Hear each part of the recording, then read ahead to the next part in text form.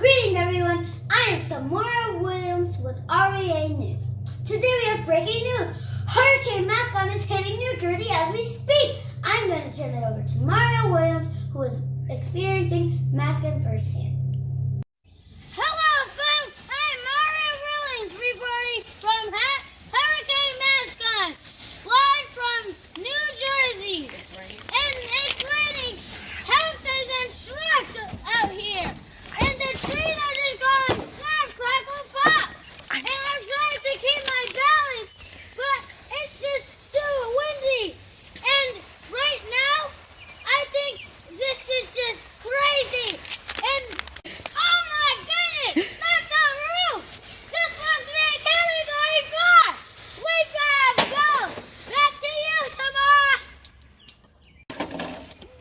Wow, please take safe cover if you are in New Jersey. More news later.